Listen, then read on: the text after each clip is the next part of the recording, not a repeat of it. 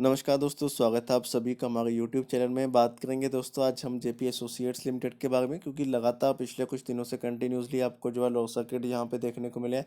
आज भी आप देख सकते हैं कि स्टार्टिंग से आपको लो सर्किट के साथ ही शुरुआत देखने को मिली थी और क्लोजिंग भी उसी लेवल के ऊपर हुई। तो देखिए लगातार इतनी ज़्यादा गिरावट अगर किसी स्टॉक में होती है तो डेफिनेटली वहाँ पे काफ़ी बड़ा मुद्दा होता है जिसके कारण इतनी बड़ी गिरावट हो।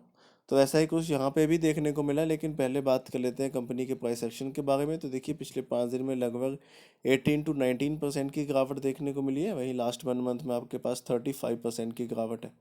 लास्ट का 6 मंथ की बात करें तो यहाँ पे आपको लगभग 37% की गिरावट देखने को मिली है। तो वही चीज़ है कि स्टॉक में आपको पिछले कुछ टाइम से लगातार गिरावट देखने को मिली है और इस समय सिचुएशन ये आ चुकी है कि जो स्टॉक है वो कंटिन्यूसली आपको जो है लो सर्किट में देखने को मिल रहा है। तो वही एक सबसे बड़ा रीज़न है। बाकी देखिए यहाँ से अगर मैं नेक्स्ट बात करता हूँ कि जो आपको इस समय लो सर्किट्स देखने को मिल रहे हैं उसके पीछे का रीज़न क्या है, कि ऐसा क्या हुआ है जिसके कारण इतनी ज़्यादा गिरावट है। तो देखिए बेसिकली अगर मैं बात करता हूँ तो ये मुद्दा काफ़ी ज़्यादा पुराना है, बट इस समय काफ़ी बड़ी अपडेट्स यहाँ पे निकल के आ रही हैं।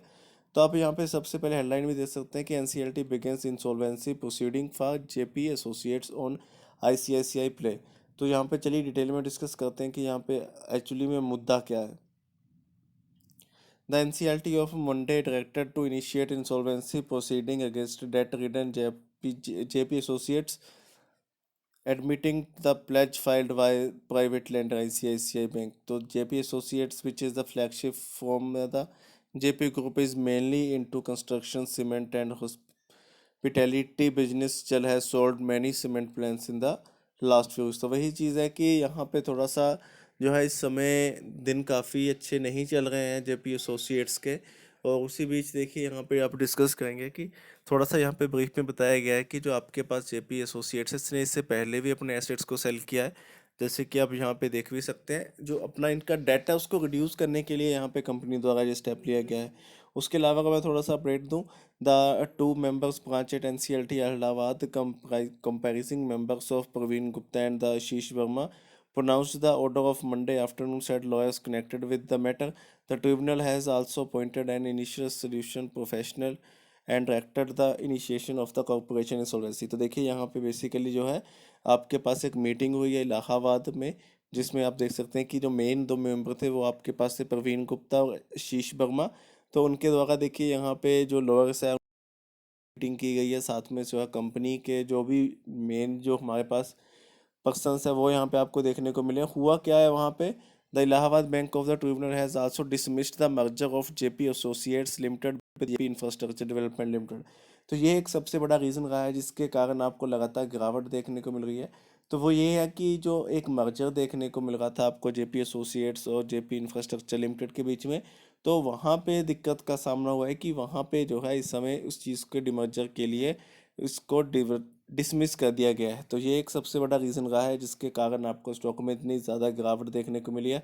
अ detail order is yet to be uploaded for the NCLT website in September 2028। lender private sector ICICI Bank platform against challenger section A beside the country's biggest lender SBI has approached NCLT against चल। तो देखिए वही चीज़ है कि यहाँ पे maximum जो bank है वो इस समय जो है एनसीएलटी के साथ कांटेक्ट कर रहे हैं कि जो हमारे पास कंपनी है उसका डेट काफ़ी ज़्यादा हो चुका है और कंपनी द्वारा वो डेट पे नहीं किया जा रहा है। तो आप यहाँ पे देख भी सकते हैं कि जो हमारे पास एसबीआई है उसने क्लेम किया है कि टोटल टोटल 6,893 करोड़ का जो डेट है वो इस कब था 22 में। तो वही चीज़ है बेसिकली मैं आपको बता दूं कि क्या चीज़ है कि यहाँ पे जो मेन मुद्दा है वो कंपनी के डेट के रिगार्डिंग है। एसबीआई के साथ साथ यहाँ पे मैक्सिमम 26 बैंक द्वारा जो है जेपी एसोसिएट्स को डिफ़ॉल्टर साबित कर दिया गया है। उसके बाद एक मंडे को मीटिंग होती है, यहाँ पे जो है एनसीएलटी द्वारा सभी लॉयर्स को इकट्ठा किया जाता है, साथ में जो भी कंपनी के कमेटी मेंबर्स हैं उन सभी को इकट्ठा किया जाता है।